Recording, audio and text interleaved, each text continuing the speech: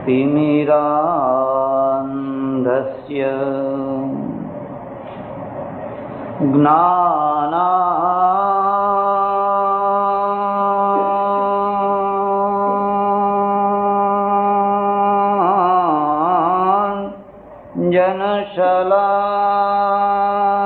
ज्ञानाञ्जनशलाकया चक्षुरुन्मीलितम्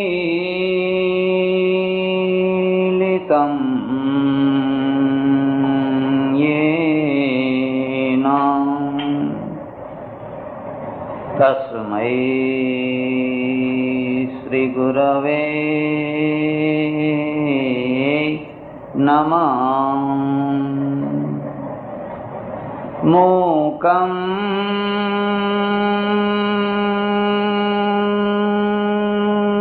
करोति वाचालं पंगुं लंघयते गिरिं यत्कृपातमहं वन्दे परमानंद माधवम्। करचरणकृतं वा कायजं कर्मजं वा श्रवणनयनजं वा मानसं वा पराधम् विहितमविहितं वा सर्वमेतत् क्षमस्व। जय जय करुणाब्धे श्रीमहादेव शंभो। सद्गुरुदेव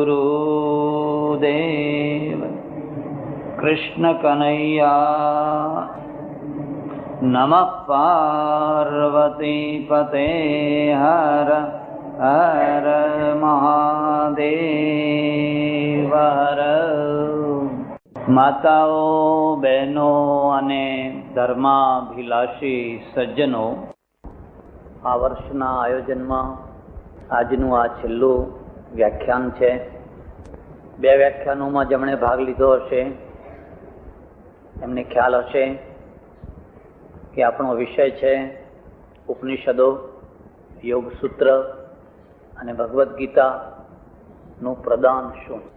ઉપનિષદો વિશે ગઈકાલે થોડી ચર્ચા કરવામાં આવી. ઉપનિષદોનું ઘણું મોટું પ્રદાન છે.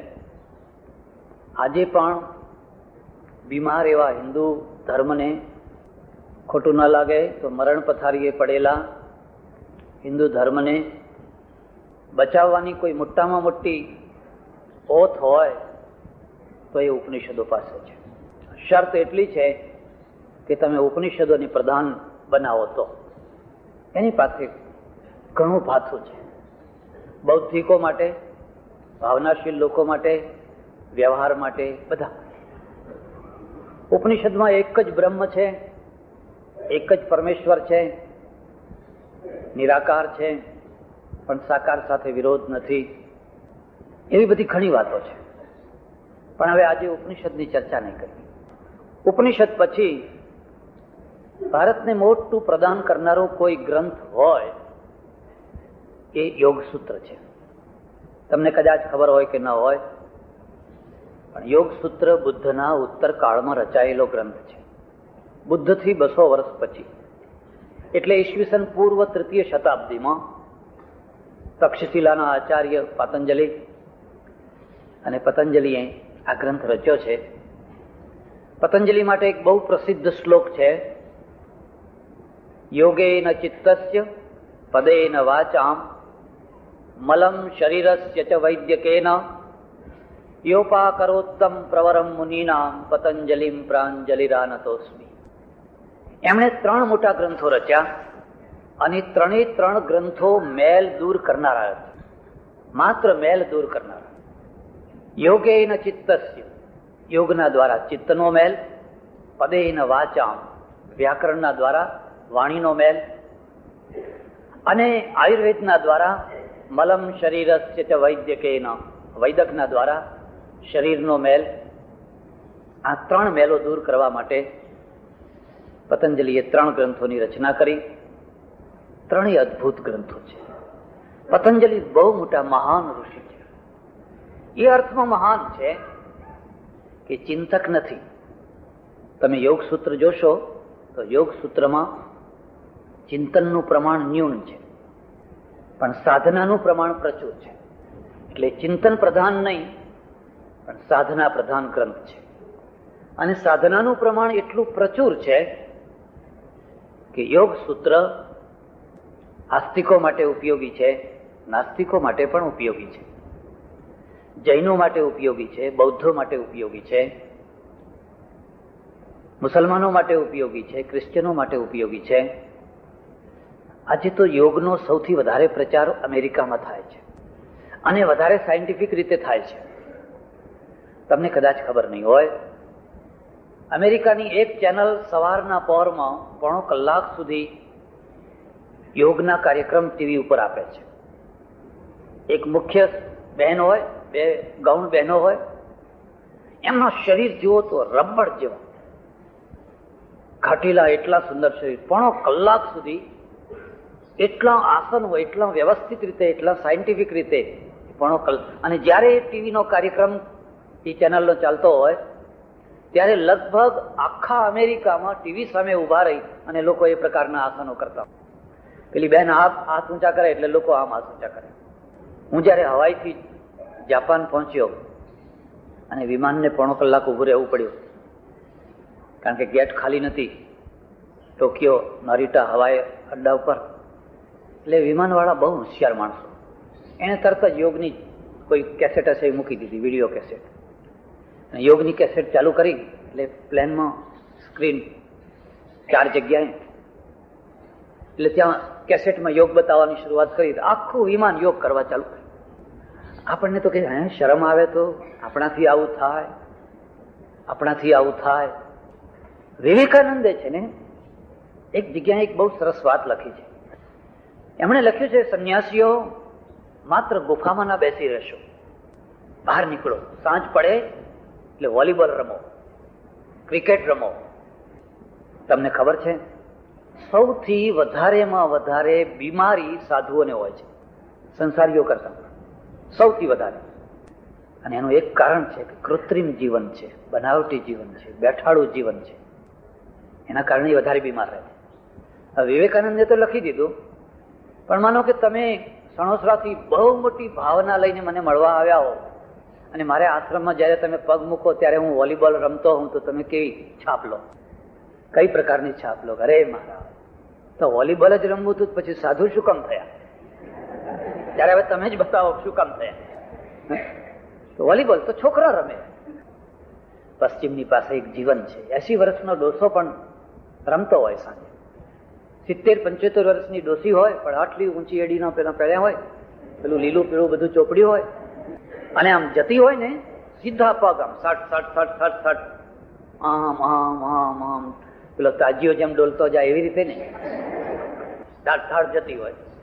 એમના શરીર, એમની પાસે આરોગ્ય છે, બાવડાનું જોર છે, મસ્તિષ્કમાં છે.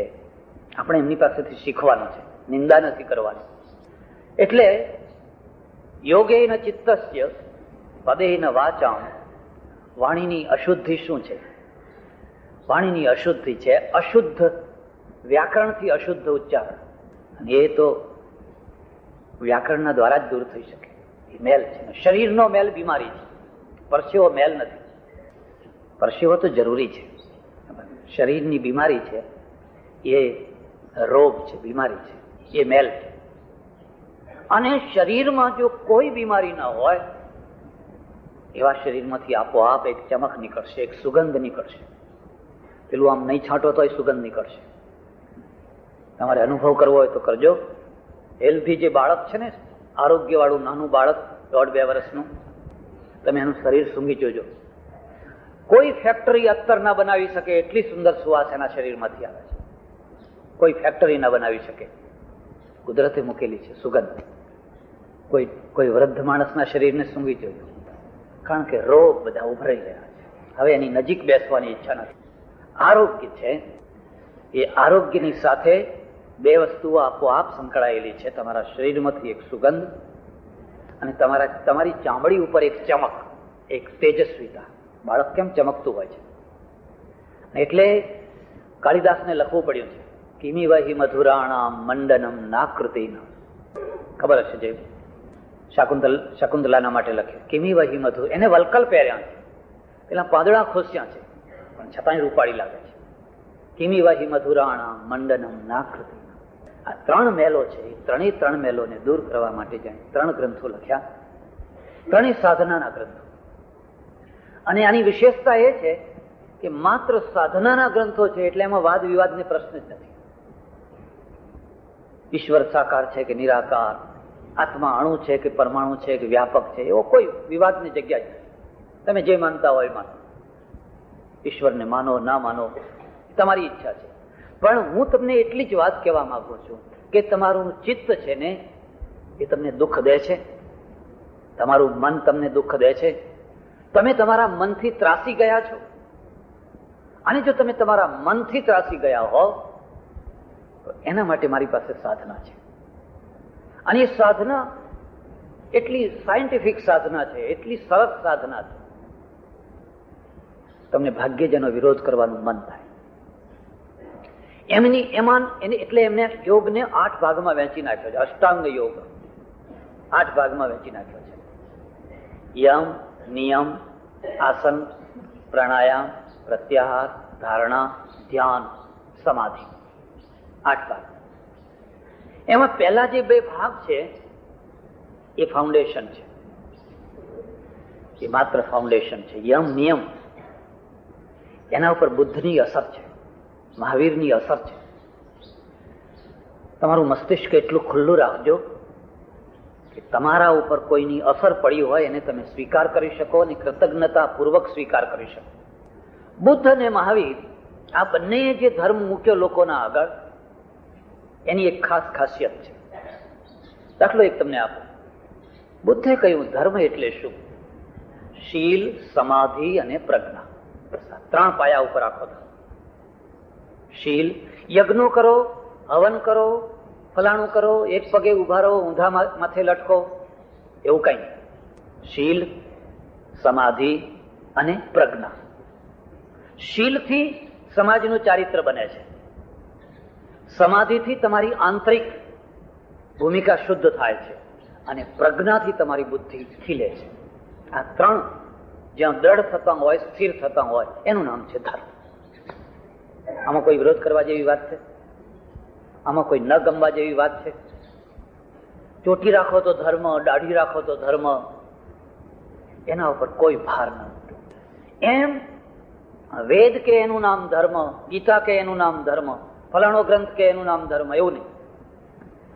એમને એક જ વાત નથી, શીલ, સમાધિ અને પ્રજ્ઞા. આવી જ રીતે તત્વાર્થાભિગમ સૂત્ર છે જૈનોનું. એનું પહેલું જ સૂત્ર છે શ્રદ્ધા, જ્ઞાન, શ્રદ્ધા અને ચારિત્ર. આ 3 જ્યાં હોય એનું નામ છે ધર્મ. એની પાછળ એક કથા છે. કોઈ શ્રાવકના ત્યાં એ લખેલું, શ્રદ્ધા અને જ્ઞાન ધર્મ છે. કોઈ મુનિ આવેલા ગોચરી લેવા માટે, કોલસો ઉપાડીને એના આગળ જોડી દીધો, ચારિત્રાણી, 3જો શબ્દ મૂકી દીધો, અને આ 3 જ્યાં ભેગા થાય એનું નામ છે ધર્મ. પછી સમ્યક શબ્દ લગાવી દીધો. એટલે આ બંનેની અસર તમે જુઓ તો પતંજલિ ઉપર છે, કારણ કે પતંજલિ બંનેથી 200 વર્ષ પછી થયા છે. અને પતંજલિ બુદ્ધ અને મહાવીરના ઉપર જો અસર તમે સ્વીકાર કરી શકો તો બુદ્ધ અને મહાવીર ઉપર કપિલની અસર છે. તમારે ત્યાં જે ષડ દર્શનો છે એ ષડ દર્શનોમાં એક કપિલનું દર્શન એવું છે જે પહેલેથી અહિંસાવાદી છે, કર્મકાંડનો વિરોધી છે. પહેલેથી જ્યારે બુદ્ધ નતા, મહાવીર નતા, ત્યારે પણ તમે કપિલ શાસ્ત્રને જોશો. અને અનિશ્વરવાદી છે.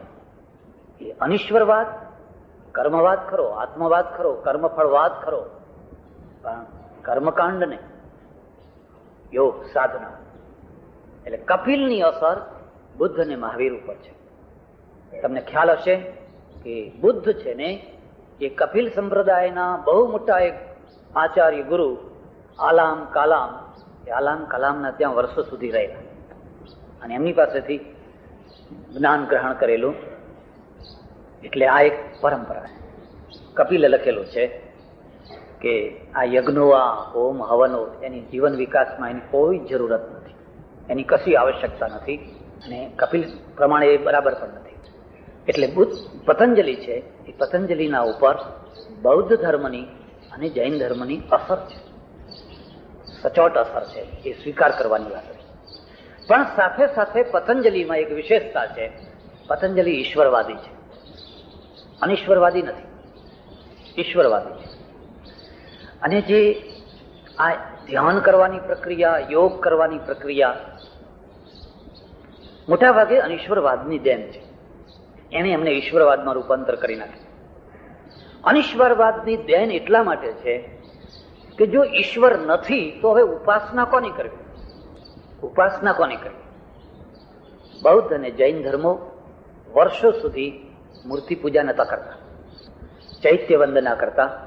તમે જૂના બૌદ્ધ મઠો જોશો, વિહારો જોશો તો એમાં ચૈત્ય વંદના થતી. જૈનોના ત્યાં પણ ચૈત્ય વંદના થતી. પાછળથી પછી મૂર્તિ થઈ અને મૂર્તિ એટલે બધે હું જોયું મેં બધે થાઈલેન્ડમાં, જાપાનમાં, કોરિયામાં એક બુદ્ધની જ મૂર્તિ, બુદ્ધ સિવાય બીજું કોઈ નહીં. જૈનોમાં 24 તીર્થંકર આવ્યા એટલે 24ની મૂર્તિ હોય, શાસન દેવીની મૂર્તિ હોય, વીરોની પણ પૂજા થાય એ રીતે. ત્યારે પતંજલિ છે એ પતંજલિએ જે બે પહેલા મૂક્યા છે યમ અને નિયમ, અહિંસા, સત્ય, અસ્તેય, બ્રહ્મચર્ય, પરિગ્રહ, યમાહા. આ યમ છે, આ ફાઉન્ડેશન છે. અને શૌચ, સંતોષ, તપસ, સ્વાધ્યાય, ઈશ્વર પ્રણિધાનાની નિયમા. યોગ સૂત્રની એક વિશેષતા હું તમને કહું છું. એને કોઈ જગ્યાએ ઉપવાસ કરવાની વાત નથી લખી. તમે ઉપવાસ કરજો, 8 દિવસ કરજો, 10 દિવસ કરજો, મહિનો કરજો, કોઈ જગ્યાએ, કારણ કે રાજયોગ છે. હા, યુક્તાહાર લખ્યું છે, યોગ્ય આહાર. યોગ્યનો અર્થ છે જેને તમે સરળતાથી પચાવી શકો, જે તમારા માટે, તન મન માટે જે આરોગ્યદાયી હોય એ યોગ્ય. અને મારા પ્રત્યે તમને અશ્રદ્ધા થાય તો ભલે થાય, હું વર્ષમાં એક પણ ઉપવાસ નથી કરતો, નથી કદી 11 કરતો, નથી 12 કરતો. કોઈ વાર બીમાર થવું અને ના ખાવું એ વાત જુદી છે. યુક્તાહાર છે ને એ ઉપવાસ કરતા મોટી વસ્તુ છે. જે ઘણા ઉપવાસો કરે છે અને ઉપવાસ છોડ્યા પછી એકદમ ખાખા કરે છે એ લોકોના આરોગ્ય બગડી જતા હોય છે. લાંબા ઉપવાસો એ કુદરતી વ્યવસ્થા નથી અને ખાખા કરવું એ પણ કુદરતી વ્યવસ્થા નથી. યુક્તા, તમે સવારે ચા પીતા હોય તો ચા પીવો, નાસ્તો કરતા હોય તો નાસ્તો કરો, બપોરે જમતા હોય તો જમો, સાંજે જમતા હોય તો જમો. તમને કશું નહીં થાય. તમને જે ખોરાક અનુકૂળ આવી ગયો છે એ જમો.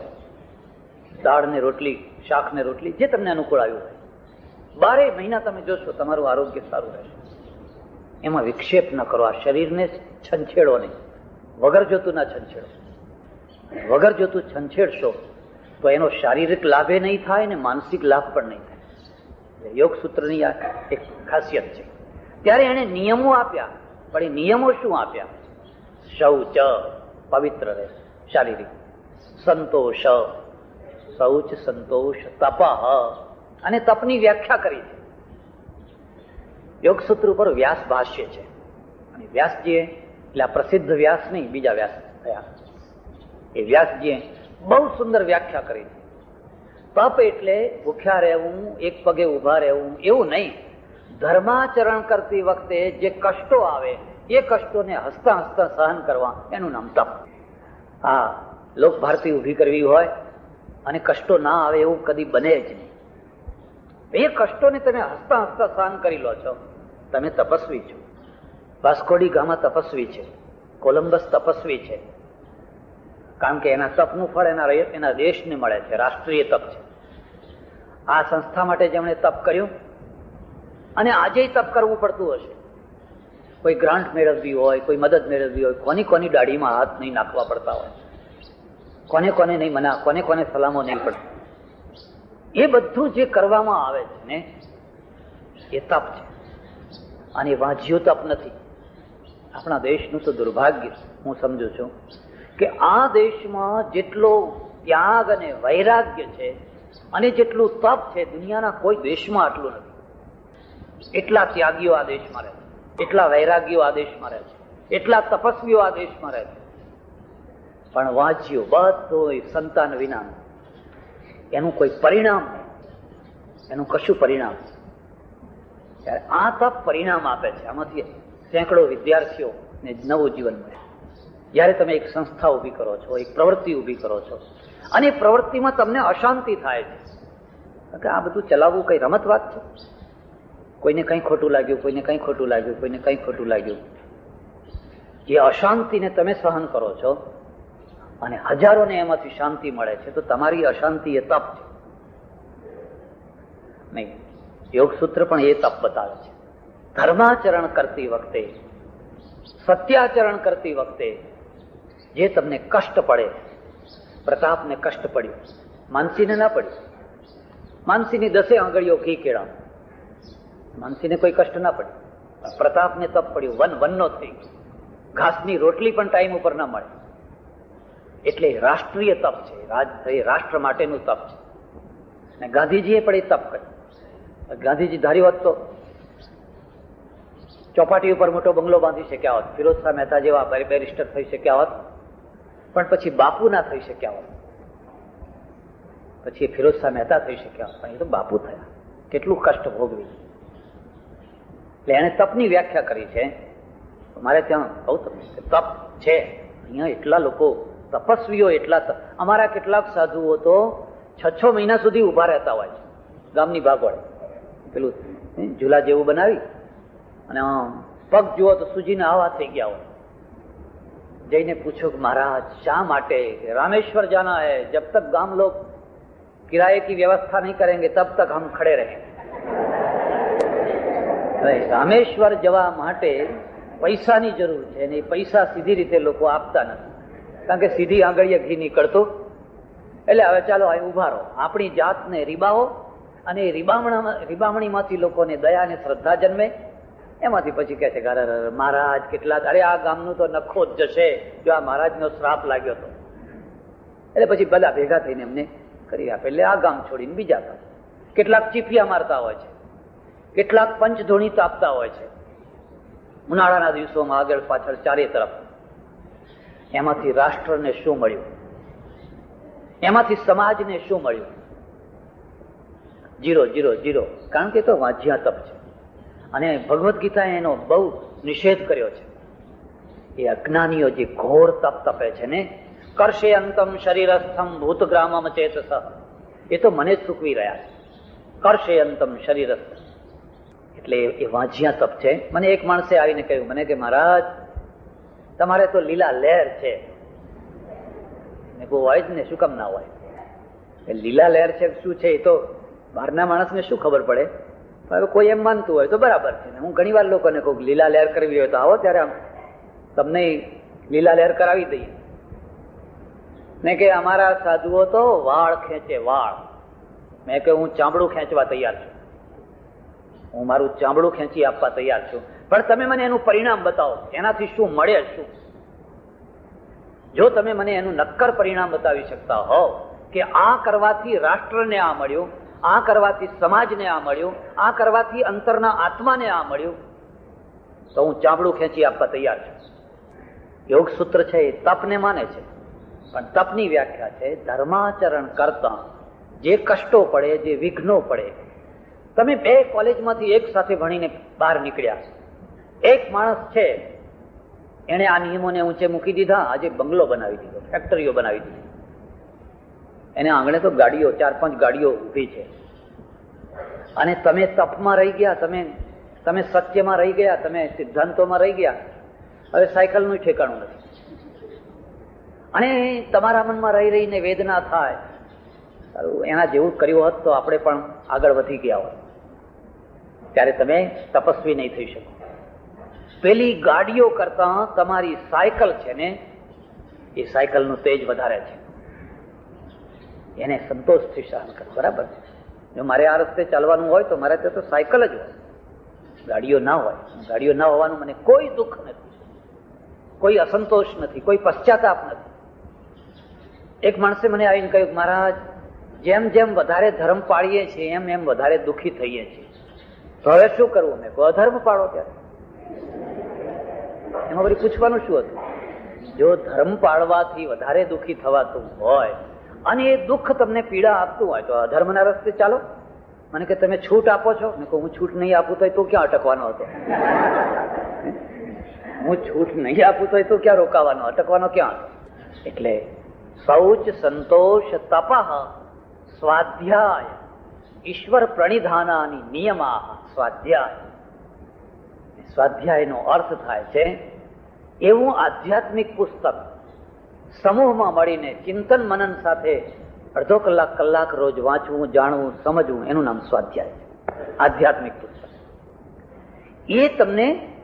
એ તમારા અંતરને એક રીતે પકડી રાખશે. અને ઈશ્વર પ્રણિધાનાની નિયમા, જે તમારો ઈષ્ટદેવ હોય, જે તમારો ઈશ્વર હોય, જેને તમે માનતા હો, એના આગળ સંપૂર્ણ ભાવથી, શરણાગતિથી આત્મનિવેદન કરી દેવું, આ નિયમ બતાવે. હું લાંબી ચર્ચામાં નહીં ઉતરું. આ તો ફાઉન્ડેશન છે. પછી 2 ક્રિયાઓ બતાવી છે. ક્રિયાઓ 2 જ છે, આસન અને પ્રાણાયામ. તમને નવાઈ લાગશે, યોગ શબ્દને એટલો ભારે, એટલો બધો બોझिल બનાવી દીધો છે. અરે એમાં યોગ તો આપણાથી ના થાય, તો કોઈ ગિરનારમાં, કોઈ ફલાણા, નહીં. અહીંયા ખેચરી મુદ્રા નથી, અહીંયા નેતી નથી, ધોતી નથી, બસ્તી નથી, કુંજર ક્રિયા નથી. એ હઠયોગ છે અને એ અકુદરતી છે. હું તમને ભલામણ કરું છું, કદી એ ચક્કરમાં પડશો નહીં તો બીમાર થઈ જશો. ડોક્ટરે તમારી બીમારીને નહીં મટાડી શકે. આ રાજયોગ છે, પતંજલિનો રાજયોગ છે. રાજયોગમાં 2 જ ક્રિયાઓ છે અને 2 અત્યંત સરળ, આસન અને પ્રાણાયામ. જે તમને ઠીક લાગે, યોગ્ય લાગે એ પ્રકારનું કોઈ એક આસન. અને આસનની સિદ્ધિ ધીરે ધીરે થતા અડધો કલાક, 2 કલાક, 3 કલાક આપોઆપ તમને બેસતા ભાવે એ આસન છે. અને પછી શ્વાસની ઉપરની જે પ્રક્રિયા, એનું નામ છે યોગ. અને એ પણ બહુ સરળ છે, બહુ સરળ છે. શ્વાસની ગતિને મંદ કરીને પ્રાણ વત્તા આયામ. આયામનો અર્થ છે વિસ્તાર. આયામનો અર્થ થાય છે ફેલાવવું, વિસ્તરવું. એ પ્રાણને વિસ્તાર, જે તમે 15 સેકન્ડમાં લો છો એને 20 સેકન્ડમાં, પછી 25 સેકન્ડમાં, પછી 40 સેકન્ડમાં, પછી 1 મિનિટમાં, એમ એનો વિસ્તાર કરો. લેતા અને મુક્તા, લેતા અને મુક્તા. તમે એનો જેટલો વિસ્તાર કરી શકો એટલો વિસ્તાર કરો છો. એ બસ એનું નામ પ્રાણાયામ છે. અને પ્રાણાયામ શા માટે છે? પ્રાણ બંધનમ હિ સૌમ્ય મનઃ. ઉપનિષદ. એ સૌમ્ય, આ જે મન છે ને, એ મનનું બંધન પ્રાણ છે. મનને બંધાવાનો ખૂંટો પ્રાણ છે. તમારે અનુભવ કરવો હોય તો કરજો. તમારું મન સૌથી વધારેમાં વધારે છટકેલું ક્યારે રહે છે? મન ઉપરનું નિયંત્રણ સૌથી વધારેમાં વધારે ક્યારે ખોઈ બેસો છો? જ્યારે તમે સૂઈ જાઓ છો. તમે પથારીમાં સૂતા નહીં કે તમારા મન ઉપરનો તમામ કાબુ છૂટી ગયો. પછી મન છે ને, એના સંસ્કારો પ્રમાણે, વાસના પ્રમાણેના વિચારો આયામ ઉભો કરી દેશે ને તમે એને રોકી નહીં શકો. તો સૂતી વખતે મન ઉપર કાબુ કેમ નથી રહેતો? કારણ કે મનના ઉપર કાબુ રાખવાની જે પ્રક્રિયા છે ને, એ કરોડરજ્જુમાં છે. કરોડરજ્જુમાં છે. અને કરોડરજ્જુ તમે સીધી રાખો, આ યોગ છે. એટલે ગીતાના 6થા અધ્યાયમાં પણ એ આવશે. શુચૌ દેશે પ્રતિષ્ઠાપ્ય સ્થિર માસનમાત્મનઃ નાત્યુચ્છ્રિતમ નાતિ નીચમ ચૈલાજીન કુશોત્તરમ તત્રૈકાગ્રમ મનઃ કૃત્વા યત ચિત્તેન્દ્રિય ક્રિયા સમવિશ્યાસને યુંજાદ યોગમાત્મ વિશુદ્ધયે સમમ કાય શિરોગ્રીવમ. છઠ્ઠો અધ્યાય. સમમ કાય શિરોગ્રીવમ ધારયન નચલમ સ્થિર સંપ્રેક્ષ નાસિકાગ્રમ સ્વમ દિશાંશ્ચા નવલોકયન. કરોડરજ્જુ છે ને એમાં તમારું મન છે, અને એ જેટલી સીધી હશે ને એટલું જ તમે તમારા વિચારો ઉપર, તમારા ઉપર કંટ્રોલ રાખી શકશો. જ્યાં એ ઢીલી થઈ નહીં, જ્યાં આડા પડ્યા નહીં, જ્યાં આમ પડ્યા નહીં, એ કરોડરજ્જુ સાથે સંકળાયેલું જે મનનો તંતુ છે એના ઉપરથી તમારો કંટ્રોલ છૂટી જશે. એટલે પ્રાણાયામ માટેની અનિવાર્ય શરત છે કે પ્રાણાયામ હંમેશા કરોડરજ્જુને સીધી રાખીને જ કરી શકાય. પડ્યા પડ્યા, આડા પડ્યા પડ્યા પ્રાણાયામ ના કરે. હા, શ્વાસને વિસ્તાર કરી શકે. એટલે આ બે જ ક્રિયાઓ છે. પછી જે બાકીનો ચાર છે, ધારણા, ધ્યાન, પ્રત્યાહાર, ધારણા, ધ્યાન અને સમાધિ, એ ક્રિયા નથી, એ પરિણામ છે, એ ફળ છે. બે ને બે ચાર ને જીવનમાં ઉતારવાની શરૂઆત કરી નહીં કે એના પરિણામ મળવા લાગ્યા. પ્રત્યાહારનો અર્થ થાય છે, વચ્ચે એક વાત કહી દઉં એટલે તમને ખ્યાલ આવશે. ઘણા વર્ષો પહેલા એક જગ્યાએ, એક ગામડામાં હું રહ્યો તો બે ચાર ભક્તો મળવા આવ્યા. મને કે મહારાજ પ્રત્યાહાર જાણો છો? મેં કંઈક થોડી વાત જાણું છું, તમને બતાવું. એટલે મેં મારી શક્તિ સમજણ પ્રમાણે બધી બતાવી. મને કે ના ના, તમને હજુ ગરુ મળ્યા નથી. એમ કે હશે, બરાબર છે. હવે મેં કીધું તમે બતાવો. ત્યાં મને કે જમીએ ને, જમ્યા પછી જે ઓડકાર આવે ને એનું નામ પ્રત્યાહાર. પગે જ લાગો, બીજું કઈ કરવાનું હોય? આ કયા ગુરુએ તમને આ બતાવ્યું? અરે કે અમારા તો બહુ પહોંચેલા ગુરુ છે. એમણે કહ્યું કે જમી રહ્યા પછી જે ઓડકાર આવે, પછી ઓડકારનું નામ છે આહાર ને પ્રતિઆહાર. આહાર અને પ્રતિઆહાર એટલે પ્રત્યાહાર. અર્ધદગ્ધ પ્રત્યાહાર શું છે? આહ્રિયંતે ઇતિ આહાર. જેનું આહરણ કરવામાં આવે એ આહાર છે. અને આહાર આંખનો આહાર, નાકનો આહાર, કાનનો આહાર વગેરે વગેરે, પાંચે પાંચ ઇન્દ્રિયો ના આહાર છે. આંખનો આહાર રૂપ છે, નાકનો આહાર ગંધ છે, કાનનો આહાર શબ્દ છે, જીભનો આહાર રસ છે, વગેરે વગેરે પાંચે પાંચ જે આહાર છે, એ આહારોના પ્રત્યે જીવ માત્રનું સહજ આકર્ષણ છે. સહજ ખેંચાય છે. એને ખેંચવો નથી પડતો, પણ એ સહજ ખેંચાયેલો જીવ રહે છે. એ આકર્ષણની જગ્યાએ પ્રત્યાહાર થાય. પ્રત્યાહાર થાય એટલે પેલી મીરાને લખવું પડ્યું, ઉલટ ગઈ મેરી નયન પુતલિયા. ઉલટ ગઈ મેરી નયન પુતલિયા. મારી જે આંખની જે પુતળીઓ હતી ને ઊંધી થઈ ગઈ. હવે જે સામે જોવાનું છે ને એની જગ્યાએ અંદરનું જોવાનું ગમે છે. આ ઊંધી જે પુતળીઓ છે એ પ્રત્યાહાર છે. આ પહેલું પરિણામ છે. તમને અત્યાર સુધીની જે સાધના કરી એ સાધનાનું પહેલું પરિણામ છે. એક બીજી વાત તમને કહું છું, કોઈની આંતર ભૂમિકાને સમજવી હોય, તપાસવી હોય, જાણવી હોય, જો કે હું તમને ભલામણ કરું છું, કોઈને ના તપાસજો, પોતાની જાતને જ તપાસજો. કોઈને ના તપાસજો. પણ કદાચ તમારી ઈચ્છા થઈ જાય તો એના માટેનો આ સરળ ઉપાય છે કે આ જે પાંચ આહારો છે, એ પાંચ આહારો પ્રત્યેનું એનું આકર્ષણ કેટલું છે, બસ આ સરળમાં સરળ ઉપાય છે. એ પાંચે પાંચ આહારોના જે ઢાળ છે ને ઢાળ ઉપર એ કેટલો દોડી રહ્યો છે કે ચડી રહ્યો છે, બસ એ ચડવું એ પ્રત્યાહાર છે, અને નીચે દોડવું એ આહાર છે. એટલે પ્રત્યાહાર. પછી ધારણા, ધ્યાન, સમાધિ એની માત્રા છે. બાર માત્રાઓ વધારતા જાઓ તો એક ટાઈમ એવો તમને આવે કે તમારું ધ્યાન સ્થિર થાય, તમારી સમાધિ સ્થિર થાય. એ ચર્ચાને વધારે વિસ્તાર નહીં કરું, પણ ફરીને મારે તમને આટલી જ વાત કરવાની છે કે યોગ સૂત્રમાં ઈશ્વર છે, એક જ ઈશ્વર છે. સાધના છે, સ્પષ્ટ સાધના છે. અબીલની જરૂર નહીં, ગુલાલની જરૂર નહીં, ગંગાજળની જરૂર નહીં, જમના જળની જરૂર નહીં. ધરો લાવજો, દાબડો લાવજો, 24 નદીઓના નીર લાવજો, 12 કુવાના જળ લાવજો, એવું કશું નથી. એ બધા કર્મકાંડ છે. એ બધા કર્મકાંડ છે. એમાં એકે નથી. માત્ર જે કંઈ છે ને એ જીવનને સીધું સ્પર્શતું છે અને એનું નક્કર પરિણામ તમને અહીંને અહીં દેખાવા માંડે એવું. પણ યોગ સૂત્રમાં શું નથી, શું વસ્તુ નથી? તો યોગ સૂત્રમાં સમાજ નથી, યોગ સૂત્રમાં રાષ્ટ્ર નથી. ઉપનિષદોમાં પણ આ જ દશા છે. ઉપનિષદોમાં આત્મા છે, પરમાત્મા છે, કર્મની મીમાંસા છે, બધું ઘણું છે. પણ ઉપનિષદોમાં શું નથી? રાષ્ટ્ર નથી. હોય તો કઈ અછડતો ઉલ્લેખ નહીં જેવો હોય, બહુ ભાર દઈને નહીં, થોડો ઘણો હોય. સમાજ નથી, માનવતા નથી. રિસર્ચ કરજો. એટલે તમારે ત્યાં મધર ટેરેસા નથી પેદા થતી. સાધ્વીઓ ઘણી થાય, ટેરેસા કે ના થાય, સાધુઓ ઘણા થાય, પણ જે સમાજ માટે એ તમને ભાગ્યે જ. અને જે હવે કઈ થોડા ઘણા એ તો આ 50-60 વર્ષથી પરિવર્તન આવ્યું છે. વિવેકાનંદના પછી પરિવર્તન આવ્યું છે. વિવેકાનંદના ઉપર ક્રિશ્ચિયાનિટીની અસર છે. અમેરિકા ગયા એટલે ત્યાંથી એમણે જોયું ભાઈ મારે રામકૃષ્ણ મિશનની સ્થાપના કરવી. એ મિશનના સંન્યાસીઓ એવા હોય જે દવા આપતા હોય, જે અનાજ આપતા હોય, જે ઇન્જેક્શન આપતા હોય, ખાલી આશીર્વાદ જ આપતા હોય એવા નહીં. ગાદી ઉપર બેસીને એક માણસે મને પૂછ્યું, મહારાજ તમે કામ શું કરો છો? મેં કીધું તમે હિન્દુ છો કે? હા. તમને ખબર નથી કે હિન્દુ સંન્યાસીઓ શું કામ કરે?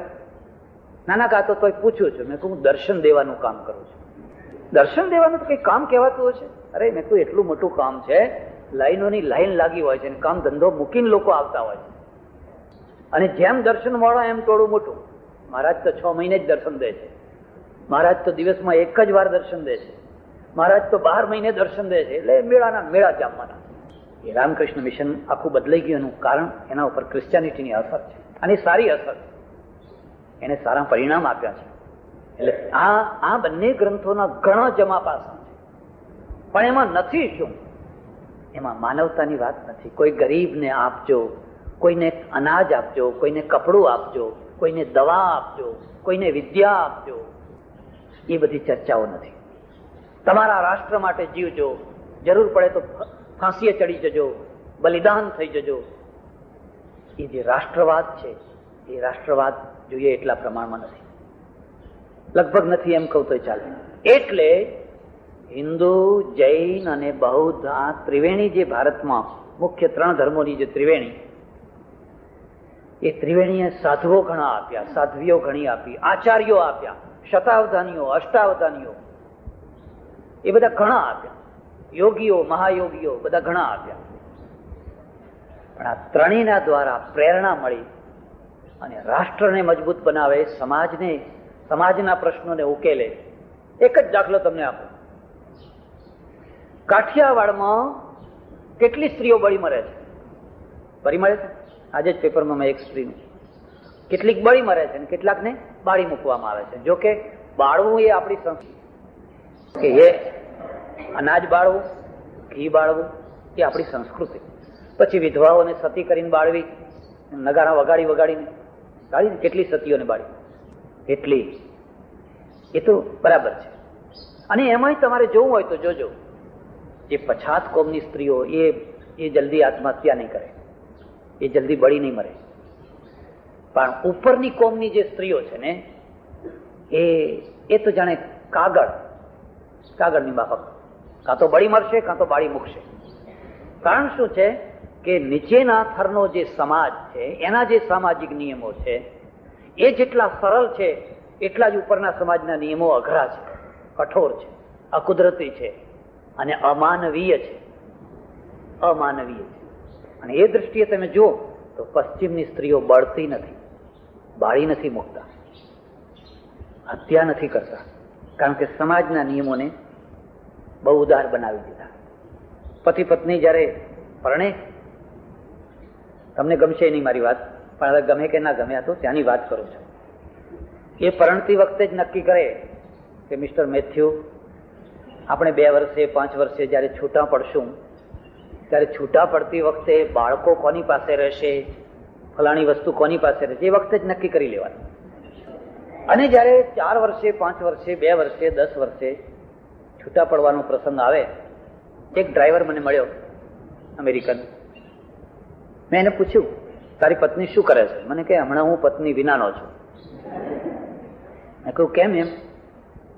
તો કે હમણાં 1 મહિના પહેલા જ મારી પત્ની ચાલી ગઈ. મેં કહ્યું કેમ, શું થયું? કે અમે 2 વર્ષથી સાથે રહેતા હતા, 2 વર્ષથી, અને અમારો બહુ સારો બધું સારું હતું. પણ એક રાત્રે બેસીને એને મને કહ્યું કે જો હવે તારી સાથે મારા જીવનનો વિકાસ થઈ શકે એમ નથી, કારણ કે તું ડ્રાઈવર છે ને ડ્રાઈવરની એક લિમિટ હોય. અને મને છેલ્લા 2 મહિનાથી આ જે પિક્ચર બનાવનારા હોય ને, ફિલ્મવાળા, એમાંનો એક પ્રોડ્યુસર મને મળી ગયો છે અને એણે મને જીવનની ઘણી તકો ખોલી આપી છે. એટલે હું સવારે વિદાય લઈશ. બ્લેસ યુ ગોડ, ભગવાન તને સારું કરે અને તું રહેજે, બાય બાય કરીને સવારે ચાલતી છે.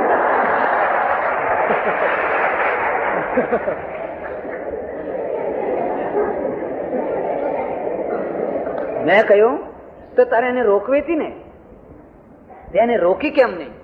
મને કે અમારે ત્યાં રોકવાનો રિવાજ જ નથી. હવે તું શું કરીશ?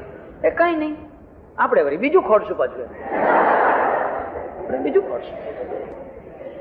બહુ સરળતાથી એ ભેગા મળી શકે છે, બહુ સરળતાથી જુદા થઈ શકે છે, અને જુદા થયા પછી ખેલદિલી પૂર્વક એકબીજાને સામા મળે તો બાય બાય કરે. હસ્ત મેળાપ કરવો હોય તો પેલું એ કરે. એ પેલી સ્ત્રી બીજા જ દિવસે બીજા પુરુષને લઈને સામે આવતી હોય અને આ પુરુષ અહીંથી જતો હોય તો એને અભિનંદન, સુખી રહો, આનંદથી રહે. આપણે તો નાક કાપી નાખીએ, માથું કાપી નાખીએ, શું એનો ભાવ બગાડી નાખીએ, એના ઉપર તેજાબ છાંટીએ, એનું મોઢું બગાડી નાખીએ. પેલી સંસ્કૃતિ જો તમને ના ગમતી હોય તો આ નાક કાપવાની સંસ્કૃતિને કઈ ગૌરવ લેવા જેવી તો નથી. અરે એ તો કઈ જીવન છે? જૂઠા પડી જવું. એના પોઈન્ટને સમજવા. પેલી સ્ત્રી છે એ કહે છે કે મારા જીવનના વિકાસ માટે અહીં તક જ નથી, અને જો હું પેલી ફિલ્મ લાઈનમાં જાઉં તો ત્યાં તો મારા માટે ઘણી ઊંચી તકો છે, એટલે શાંતિથી પ્રસ્તાવ મૂકીને વિદાય થાય છે.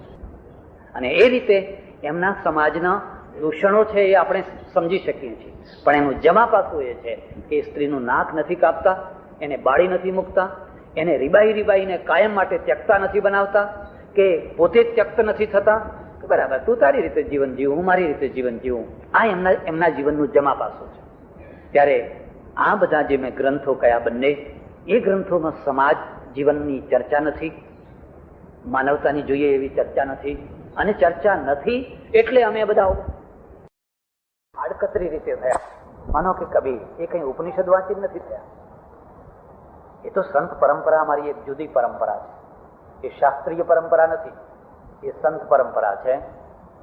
અને એ સંત પરંપરાની પણ ખાસિયત છે. હું એમ માનું છું કે આ દેશની હિન્દુ પ્રજાને જો બચાવી હોય તો આ સંતોએ બચાવી છે, અને આદર્શો પૂરા પાડ્યા હોય તો સંતોએ પાડ્યા. પેલાની પાસે તો શુષ્કતા જ છે, નિરસતા જ છે, અને બળદની પેલી ઘાંચીના બળદની લીટીઓ છે, ફર્યા કરો આમાં આમાં.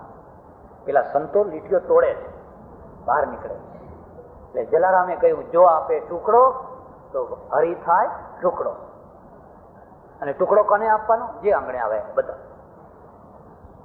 ત્યારે હિન્દુ પ્રજા માટે એક એવા ધર્મગ્રંથની જરૂર હતી ને છે, જે ગ્રંથમાં સમગ્રતાની દ્રષ્ટિ, રાષ્ટ્રની દ્રષ્ટિ હોય, માનવતાની દ્રષ્ટિ હોય, સમાજની દ્રષ્ટિ હોય, વૈજ્ઞાનિક અભિગમ હોય, વ્યક્તિના પ્રશ્નો હોય, કુટુંબના પ્રશ્નો હોય, સમાજના પ્રશ્નો હોય, જેને એક સમગ્ર દ્રષ્ટિ કહીએ. એવા ગ્રંથનું નામ છે ભગવદ્ ગીતા. ભગવદ્ ગીતા. ભગવદ્ ગીતામાં ઉપનિષદોનું તત્વચિંતન છે, યોગ સૂત્રનો યોગ છે, પુરાણોની થોડીક પૌરાણિકતા પણ છે. ભગવદ્ ગીતામાં પુરાણનો અંશ પણ છે. આજે મહાભારત જોઈને તમે આવ્યા હશો, મેં જોયું નથી, પણ મેં પેપરમાં વાંચ્યું કે વિશ્વરૂપ દર્શન બતાવવાનું હતું. બતાવ્યું? એ વિશ્વરૂપ દર્શન જે બતાવવું ને એ પૌરાણિકતા છે. એક સાથે હજાર માથા વાળો ભગવાન બતાવવો એ પૌરાણિકતા છે, એ લોજિક નથી. અને અર્જુનને બતાવ્યો છે એમાં પૌરાણિક અંશ પણ છે. એ પ્રસંગમાં તો તમને ખ્યાલ હશે, એ રૂપ જોઈને અર્જુન રાજી ન થયો, ગભરાઈ ગયો, એકદમ ધ્રુજવા માંડ્યો. થરથર થરથર થરથર થરથર પૃચ્છામિ ત્વામ કો ભવ અનુગ્ર રૂપ. આ ઉગ્ર રૂપ તમે કોણ છો? તમારી દાઢમાં, તમારી દાંતોમાં ઓહો કેટલા લોકો કચડાઈ ગયા છે. બ્રહ્માંડોના બ્રહ્માંડ જાણે ચાવી રહ્યા હો એવા તમે કોણ છો? તેનૈવ રૂપેણ ચતુર્ભુજેન સહસ્રબાહો ભવ વિશ્વમૂર્તે. દયા કરો, મારે આ રૂપ નથી જોઈતું, પેલું હતું એનું એ છે. તેનૈવ રૂપેણ ચતુર્ભુજેન. કેટલી મોટી શંકા છે. કૃષ્ણ તો દ્વિભુજ છે, અહીં અર્જુન કહે છે ચતુર્ભુજેન. ચતુર્ભુજ ક્યાં જોયું છે? તેનૈવ રૂપેણ ચતુર્ભુજેન સહસ્રબાહો ભવ વિશ્વમૂર્તિ. એ વિશ્વમૂર્તિ મને એ 4 ભુજા વાળું હતું એનું એ રૂપ બતાવો. આ રૂપ મારાથી જોયું નથી. કોણ છો તમે? અને કૃષ્ણે શું જવાબ આપ્યો ખબર છે? હું કોણ છું તારે જાણવું? કાલોસ્મી લોકક્ષયકૃત પ્રવૃદ્ધ. હું કાળ છું, મહાકાળ. હું વિષ્ણુ છું, હું નારાયણ છું એવો ઉત્તર નથી આપતો. કાલોસ્મી, હું તો મહાકાળ છું. બતાવો મને એક ચીજ જે મારી દાઢમાં ના આવી હોય. કોઈ એવી વસ્તુ છે જે કાલના ગાલમાં ના આવતી હોય? કાલોસ્મી લોકક્ષયકૃત પ્રવૃત્તિ. કેમ આટલી બધી વિકરાળતા લઈને કેમ તમે આવ્યા છો? લોકોનો નાશ કરવા માટે. ભગવાનથીને નાશ કરો છો. કારણ કે નાશમાંથી જ સર્જન છે, વિસર્જનમાંથી જ સર્જન છે. જો વિસર્જન થાય જ નહીં તો કદી પણ સર્જન થઈ શકે. તમે 8-10 વર્ષના હતા, એકદમ સુંદર એવા ને એવા કાયમના માટે તમને એવા ને એવા રાખવામાં આવે તો કદી તમે વૃદ્ધ જ ના થાવ તો નવી દુનિયાને ચાન્સ જ ના આવે. એટલે તમે ધીરે ધીરે ધીરે હવે વૃદ્ધાવસ્થાએ પીળા પાંદડા થઈ ગયા, પાકી ગયા. બસ હવે એક પવનના ઝોકાની જરૂર છે, પડી જશે. કેટલા પડી આ ધરતી ઉપર. અને તરત જ થોડા જ દિવસો પછી, પાનખર ઋતુ પછી તરત જ વસંત શરૂ થશે અને ઝીણી ઝીણી કોંપળો શરૂ થશે. પીપળાના જે નવા પાન આવે એના જોજો કેટલો એમાં ચળકાટ કેટલો હોય છે. પણ એ ચળકાટ કોની કૃપાથી આવ્યા? પેલા પીળા પાંદડા પડ્યા એના કારણે આવ્યા. જો પીળા પાંદડા ચોંટી રહ્યા હોત તો એ પીળા પાંદડા કે અમારે નથી ખરવું, નથી ખરવું ને નથી જ ખરવું. મારી વાતને તમે સમજી નહીં શક્યા. મારી વાત કહેવાની છે એનો ભાવ તમે ન સમજી શક્યા. આપણા ત્યાંના પીળા પાંદડા દિલ્હી ને ગાંધીનગરની ખુરશીથી ખરવા જ નથી માંગતા. હવે સમજ્યા તમે? તમારે અભિધામાં કહેવું પડ્યું. એ ખસી જતા રાજીનામું આપતા પેલા લોકોને આવડે, તરત ખસી જાય. અને ખસી ગયા પછી ખબર ના પડે ક્યાં ખસી ગયા, શું થયું, કઈ. એટલે એક એવા ગ્રંથની જરૂર હતી જે ગ્રંથ એક સમગ્રતાનું અવલોકન કરતો હોય. સમગ્રતા. અને સમગ્રતાના અવલોકનમાં સૌથી પહેલામાં પહેલું જે અવલોકન મૂક્યું ને એટલું ભીષણ અવલોકન મૂક્યું છે. નથી ઉપનિષદમાં કે નથી યોગ સૂત્રમાં. માનો કે યુદ્ધ આવીને પડ્યો છે. ગીતા ક્યાં ગુફામાં રચાયેલો ગ્રંથ નથી. કોઈ શાંતિથી કોઈ ઋષિએ બેઠા બેઠા લખ્યો હોય એવો ગ્રંથ નથી. ગીતા તો યુદ્ધના મેદાનમાં પ્રગટેલો ગ્રંથ છે, જ્યાં શસ્ત્રો ખણખણી રહ્યા છે, શંખ વાગી ચુક્યા છે. તત શંખાશ્ચ ભૈર્યશ્ચ પણવાનક ગોમુખાહ સહસૈવાભ્યન્યંત સશબ્દસ્તુ મૂલો ભવત. હાહાકાર બંને તરફથી યોદ્ધાઓ તૈયાર થઈ રહ્યા છે. એ વખતે રચાયેલો ગ્રંથ. ઉપનિષદમાં કોઈ યુદ્ધની ચર્ચા આવે છે? યોગ સૂત્રમાં કોઈ યુદ્ધની ચર્ચા આવે છે? બીજા જે જૈન કે બૌદ્ધ આગમો શાસ્ત્રો છે એમાં કોઈ યુદ્ધની ચર્ચા આવે છે? અને આવે છે તો કયો પક્ષ લઈને આવે છે? અહીંયા તમે આ વિશેષતા જોશો કે અર્જુન શસ્ત્ર છોડી દે છે, શસ્ત્ર મૂકી દે છે. મારે યુદ્ધ નથી કરવું. શા માટે? પેટ માટે? અરે હું ભીખ માગીશ, ભીખ માગીને ખાઈશ. ભોગ માટે? આ તો રુધિરથી ખરડાયેલા ભોગ છે. અને કોને મારીને? શ્યાલા સંબંધિનસ્તથા આચાર્ય પિતર પૌત્રા શ્યાલા સંબંધિનસ્તથા એતાન હંતુમિચ્છામિ જ્ઞતોપી મધુસૂદન. મધુસૂદન, આ બધા ભેગા થઈને મને મારી નાખે ને તોય મારે આ યુદ્ધ નથી. કેટલી મોટી ઉત્થાનિકા છે. અને આ ઉત્થાનિકા ઉપર બૌદ્ધ ધર્મની અસર છે, મહાવીરની અસર છે. કૃષ્ણ ઉત્તર પક્ષી છે, પૂર્વ પક્ષી નથી. કૃષ્ણે તો આટલું જ કહેવું હતું કે આથી વધારે રૂડું શું? તારે યુદ્ધ નથી કરવું, તારે ભોગ નથી જોતા, તારે રાજ્ય નથી જોઈતું, તારે કશું નથી જોઈતું. ચાલો રથ વાળો પાછો, રથ વાળો પાછો. અને જાઓ હિમાલયની ગુફામાં થાવ સંન્યાસી અને નારાયણ નારાયણ કરીને જીવન કરો પૂરું. આ તો બહુ સરળ કામ હતું. પણ એ સરળ કામમાં ઘાણ કોનો નીકળવાનો હતો? ઘાણ સમાજનો નીકળવાનો હતો, ઘાણ પ્રજાનો નીકળવાનો હતો. ભગવદ્ ગીતાનો પહેલો અધ્યાય અને બીજા અધ્યાયની ઉત્થાનિકા બહુ સમજવા જેવી છે, બહુ સમજવા જેવી છે. કૃષ્ણે યુદ્ધનો પક્ષ લીધો છે.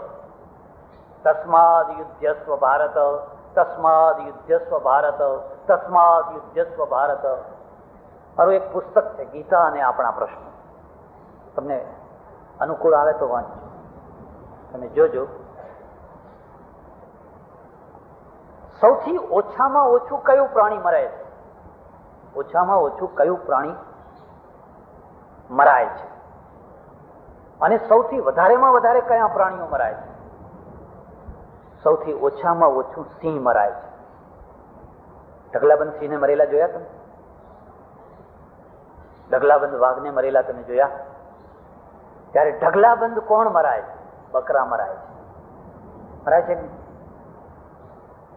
ઢગલાબંધ બકરા મરાય છે. અને છતાંય કોઈ બકરાની નોંધ લે છે કે આ બકરા બિચારા બહુ સારા હતા? કોઈને એની કોઈ નોંધ લેવાય તૈયાર નથી. જે ગીતા વારંવાર અહિંસા શબ્દ મૂકે છે કે દૈવી સંપત્તિમાં જુઓ 16મા અધ્યાયમાં, અભયમ સત્વ સંશુદ્ધિ જ્ઞાન યોગ વ્યવસ્થિતિ દાનમ દમસ્તિ યજ્ઞશ્ચ સ્વાધ્યાય તપ આર્જવમ અહિંસા સત્યમ ક્રોધ.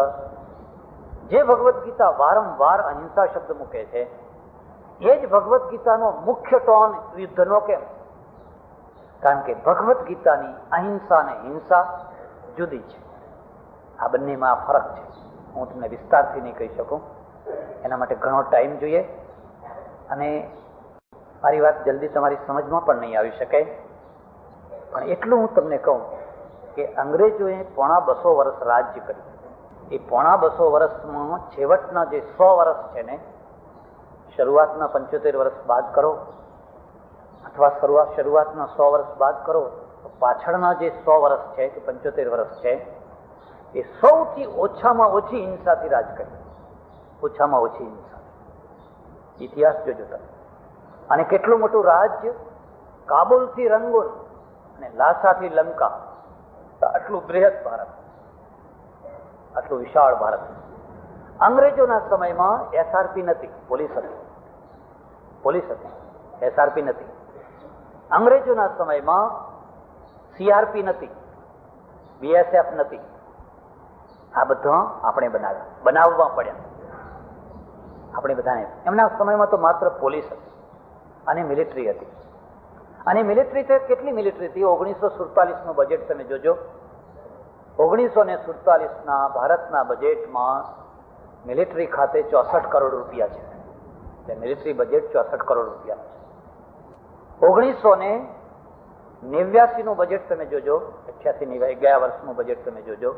મિલિટરીના ખાતે કેટલા રૂપિયા છે? તમે કલ્પના કરી શકો છો? 1.5 ખરબ, 150 અબજ.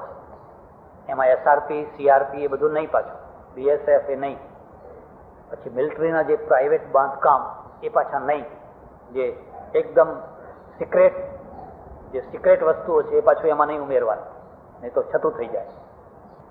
150 અબજ, 150 અબજનો ખર્ચો કરીને પણ 64 કરોડના ખર્ચામાં જે ભારતને સુરક્ષા હતી એ 150 અબજના ખર્ચામાં સુરક્ષા નથી તમારી. કેમ? એનું કારણ શું? એનું કારણ એ છે કે અંગ્રેજોએ પહેલા 75 વર્ષ વ્યવસ્થા સ્થાપિત કરવા માટે હિંસા કરી.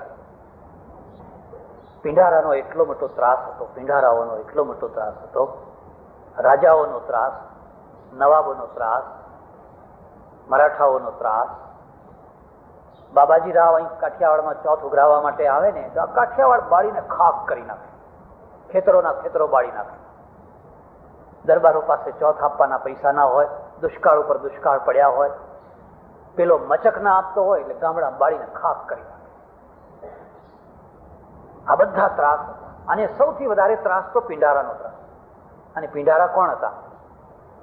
પિંડારા એ હતા જે લશ્કરમાંથી છૂટા કરાયેલા માણસો, જેમને કઈ નોકરી નથી, સિંધીઓ હતા, બલોચો હતા, પઠાણો હતા, આરબો હતા, વગેરે વગેરે, જે બહાર દેશમાંથી આવેલા અને અહીંયા રજવાડામાં જે સૈનિકો બનેલા અને પછી સૈનિકોમાંથી છૂટા થયેલા એ લોકો, એમના પોતાના ઘોડા, પોતાના શસ્ત્રો, અને એ પછી 2-2, 5-5, 10-10 હજારની ટુકડી ભેગી થયા અને જ્યાં પડે ત્યાં તીડની માફક ગામને રગદોડી નાખે.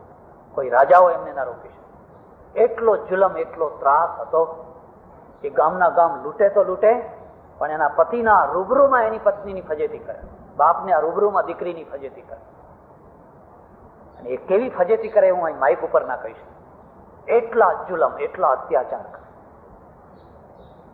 હું અહીં માઇક ઉપર એનું વર્ણન ના કરી શકું. એટલી હદ સુધી એના ઉપર અત્યાચારો કરે. આપણી પાસે તો એક જ વાત હતી, હે ભગવાન, હવે અવતાર લો, હવે અવતાર લો, હવે આ ધરતી પાપથી ખદબદી ઉઠી, હવે આ ધરતી પાપથી ખદ. અને અમે બધાએ આજ શીખવાડ્યું લોકો, ચિંતા ના કરો, હવે હવે અવતાર થવાની તૈયારીમાં છે. અને પછી કઈ ભારતમાં અવતાર થયા, કઈ અવતાર થયા. આજે ભારતમાં જીવતા 1000 ભગવાનો છે, જીવતા. એમાં 3-4 તો મારા ઓળખીતા જ પાછા, એમાં 3-4 તો મારા ઓળખીતા છે. એક ભગવાન ગુજરી ગયા, એમનું મંદિર બનાવે છે લોકો, 5 કરોડ રૂપિયા ખર્ચી, 5 કરોડ રૂપિયા ખર્ચી મંદિર બનાવે. મેં કહ્યું ને, તમારી પાસે નકારાત્મકતા વધારે છે. ગુજરતા કોને આવડ્યું? મરી જતા મોટાને આવડ્યું. પૂજ્ય મોટા નામ સાંભળ્યું છે? એને ખબરદાર, જો મારી પાછળ 4 ઈંટો ના મૂકશો. જો તમારે પૈસા આપવા હોય તો એ પૈસામાંથી જે ગામડામાં નિશાળના હોલ ના હોય ત્યાં જઈને એ હોલ બનાવજો, એને મરતા આવડે. આ તો અમે તો ઘણી વાર જીવતા જીવતા વ્યવસ્થા કરી દઈએ કે એડોનું જીવતા મૂર્તિ મૂકો, પાછળવાળા મૂકે કે ના મૂકે. એટલે અમે તો અમારા જીવતા જીવતા મૂર્તિઓ મૂકી અને પછી 5 કરોડનું. તમે હું વર્ષમાં 1-2 વાર ભેગા થતા. એકવાર એક ફંક્શનમાં ભેગા થયા, પાસે જ બાજુમાં જ બેઠેલા, એમને પેલી હોકલી પીવાની ટેવ, જરા હોકો આવે ને, હોકલી પીવાની ટેવ. મેં કહ્યું, ભગવાન, આ ધુમાડા મને ગમતા નથી, આ ધુમાડા બંધ કરો. મારી સામે ડોળા કાઢ્યા. મને કે શું અજ્ઞાની જેવી વાત કરો છો? હું હોકલી પીતો જ નથી, આ તો દેહના ધર્મો છે, આ તો શરીરના ધર્મો છે ને હું તો આત્મામાં સ્થિર છું. અને આત્માને ને હોકલીને કઈ લેવા દેવા હોય કોઈ, અમને શું કહેવું? હવે સામાન્ય માણસ હોય તો કઈ કહીએ ખરા, આ તો ભગવાન. 2 માણસ પાછા ઉભા ઉભા પંખો નાખે, નહીં પંખો પેલી તરફથી નાખે એટલે ધુમાડા મારી તરફ આવે. આ દેશને કઈ ઉઠા ભણાવ્યા, અધ્યાત્મના નામે કઈ ઉઠા ભણાવ્યા છે, કઈ ઉઠા ભણાવ્યા છે. પછી મેં કોઈ વાંધો નહીં, હવે આપણે ઉઠાનો જવાબ ઉઠાથી આપો.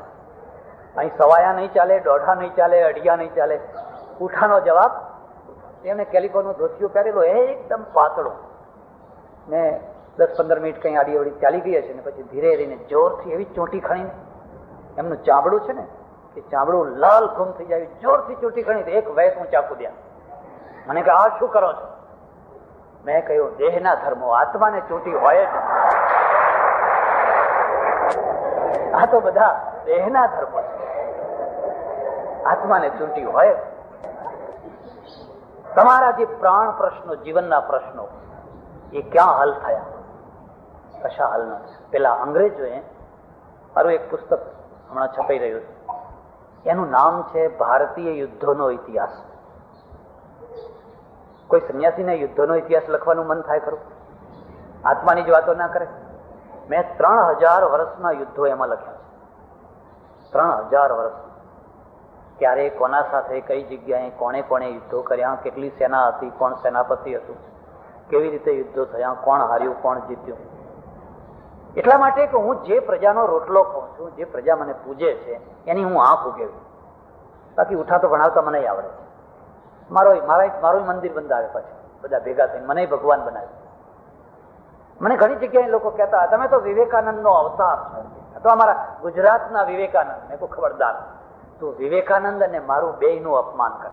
એક તો તમે વિવેકાનંદનું અપમાન કરો છો, વિવેકાનંદ એ વિવેકાનંદ છે, એનો પગ છે અને મારો પગ છે.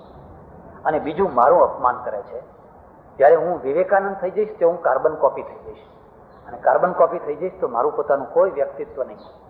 વિવેકાનંદને પ્રત્યે મારા મનમાં બહુ માન છે, પણ કેટલીક બાબતોમાં વિરોધ પણ છે. હું કાર્બન કોપી નથી. ગાંધીજીના પ્રત્યે મને અનહદ માન છે, પણ કેટલીક બાબતમાં વિરોધ પણ છે. હું કાર્બન કોપી નથી કે ડિટ્ટે ડિટ્ટો, હા જે તમે મિયાની ચાંદે ચાંદ, એવું નથી. મારો વિરોધ પણ છે, અને વિરોધ હું છાનો રાખતોય નથી. જેની સાથે જે વિરોધ હોય એ કઈ દેવાય. ત્યારે અંગ્રેજોએ શરૂઆતના 75 વર્ષ સુધી એટલી હિંસા કરી, આ પિંડારાઓને બધાને સાફ કરી નાખ્યા, અને કોઈના પકડે બકરીનો કાન, એવું કઈ હરખ હવે તો એ વાસ્તવિકતા હતી, એ ખોટી વાત નથી. આપણે દલપતરામને કહીએ અંગ્રેજોના વખાણ કર્યા, પણ એ વાસ્તવિકતા. એના પહેલા કોઈ કાયદો નહીં, કોઈ નિયમ નહીં. બાપુ કહે એ કાયદો, બાપુના મનમાં આવે એ કાયદો. કોઈ કોર્ટ નહીં, કોઈ હાઈકોર્ટ નહીં, કોઈ સુપ્રીમ કોર્ટ નહીં, કોઈ જેને આપણે અપીલ કહેવાય અપીલ નહીં, કશું જ. એટલે ભગવદ્ ગીતા શું માને છે કે તમારે નિર્દોષ પ્રાણીઓની હિંસા નહીં કરવાની, યથાસંભવ. પણ જે દોષી છે અને જે રીઢા દોષી છે, એના પ્રત્યે તમારી અહિંસા એ સજ્જનોનો વિનાશ ન કરનારી અહિંસા થશે. રીઢા શબ્દો પર ધ્યાન દેજો. અજાણતા કોઈએ દોષ કર્યો, પાપ કર્યું, બરાબર છે, એ ક્ષમાનો અધિકારી છે. પણ કૃષ્ણે દુર્યોધનને કહ્યું, દુર્યોધન વધારે નહીં, તું 5 ગામ આપ, તારા ભાઈઓ છે, એમને 5 ગામ આપ.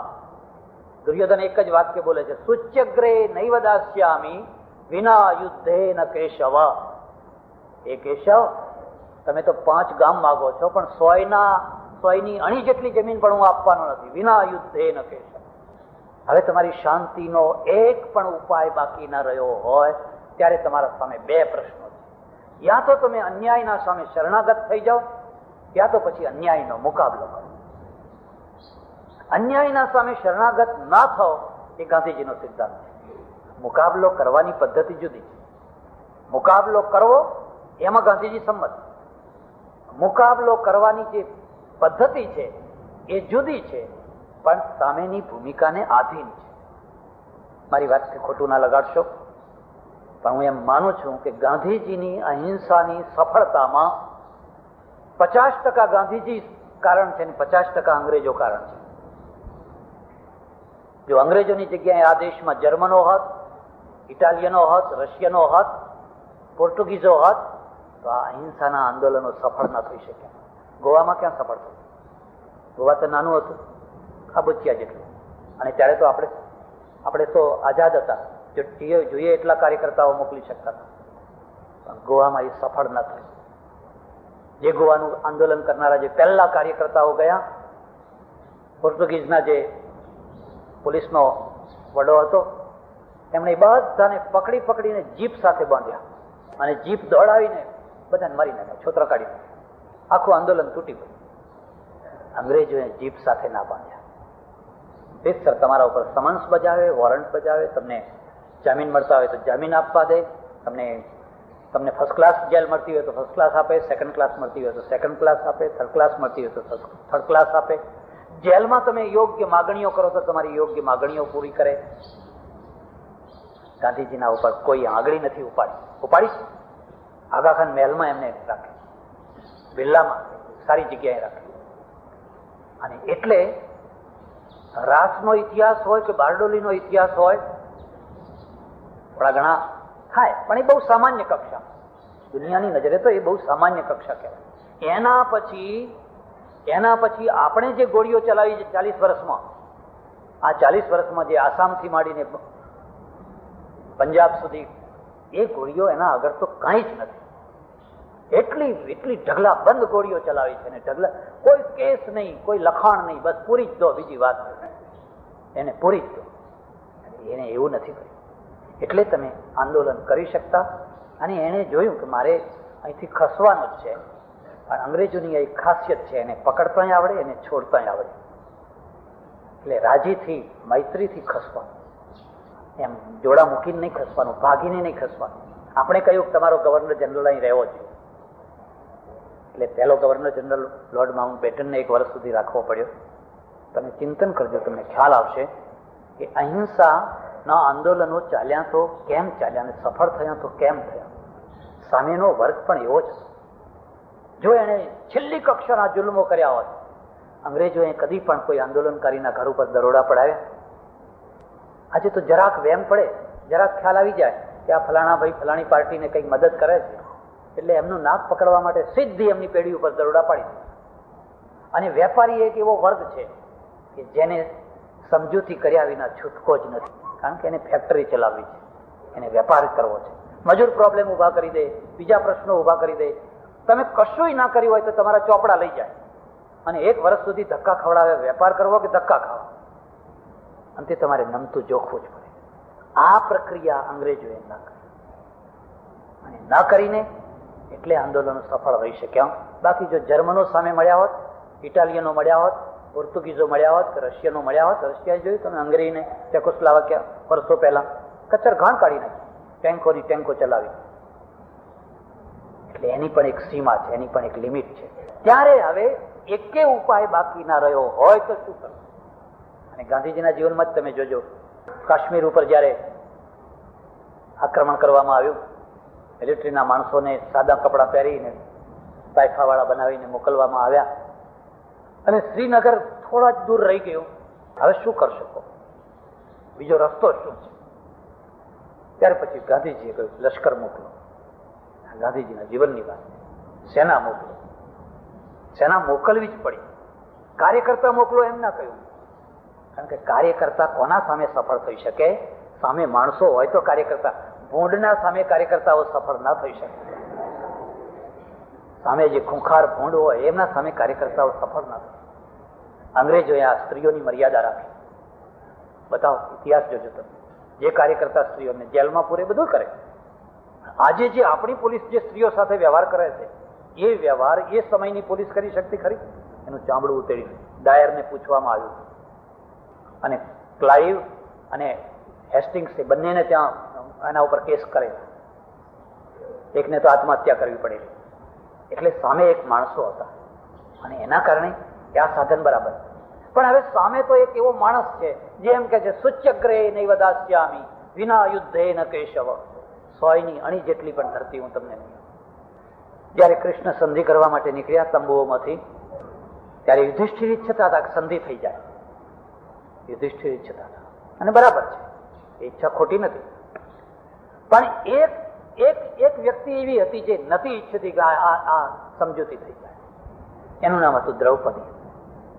એ દ્રૌપદી તંબુમાંથી બહાર નીકળીને આડી ફરી અને આ છૂટા વાળ આગળ કરીને બધું એશ તે મેં વિસ્મર્તવ્યો જુડા કેશવ.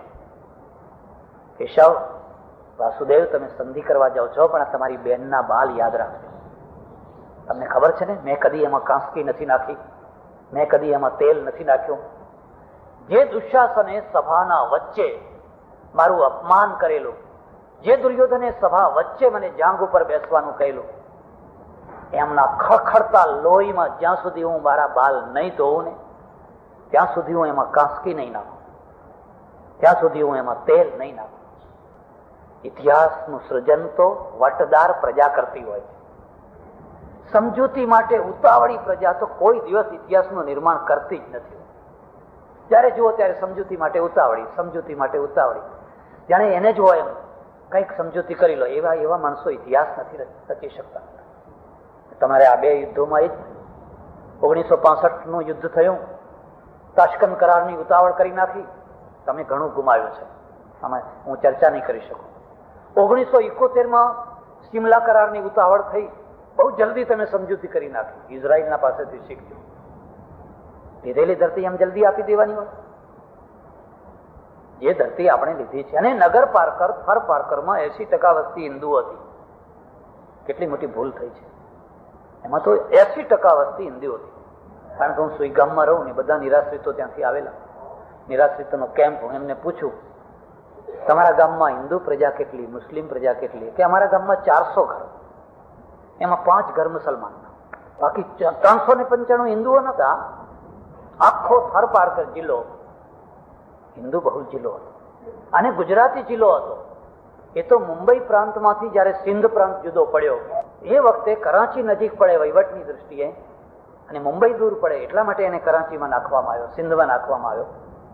અને પછી આપણને ધ્યાન ના રહ્યું, ખ્યાલ ના રહ્યો, અને એ આખો સિંધની સાથે એ આખો જિલ્લો જતો રહ્યો. પણ તમે બહુ ઉતાવળા થઈ ગયા. ગોલન પહાડીઓ ઉપર વર્ષોથી ઇઝરાયલનો કબજો છે. નહીં છોડીએ. કેમ નહીં છોડીએ? ગોલન પહાડીઓ છે એ તો મિલિટરીની રીતે મહત્વની વસ્તુઓ છે. પહાડ ઉપર તોપો ગોઠવવાનો, અમે નીચે મરી જઈએ ને. અમારે જીવવું છે, અને કોઈની દયા ઉપર નહીં, કોઈની ભલમનસાઈ ઉપર નહીં, કોઈને હાથ જોડીને નહીં, અમારા બાવડાના જોરે જીવવું છે. દયા તમે માગો, અમે આપશું તમને દયા. અમે દયા નહીં માગતા.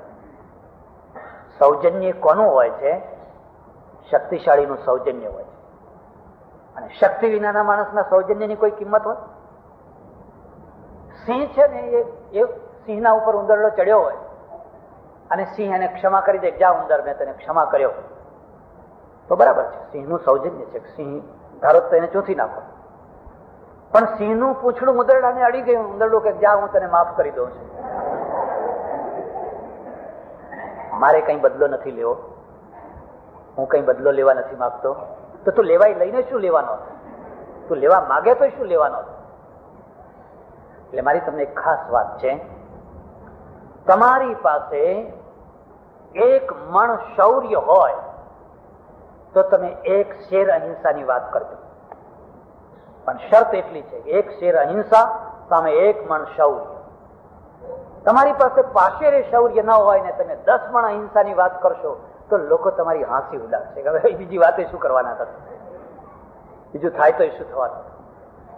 એકવાર હું ભાખડા ગયેલો, ભાખડા નાંગલ જોવા, ઘણા વર્ષો વીતી ગયા. ત્યારે તો પંજાબમાં બહુ સારું હતું. ભાખડા જોઈને પાછો વળું, પછી બેઠેલો ગાડીને વાર લોકલ 2 કાર્યકર્તા કોંગ્રેસના, જાડા કપડાં પહેરેલા, મારી બાજુમાં બેઠા બાંકડા ઉપર. બહુ વાતો કરી, બહુ મજા આવી, બહુ આનંદ થયો. મને કે સ્વામીજી અમારે સાથ બેઠના. મેં કહ્યું હા ચાલો બેસીએ.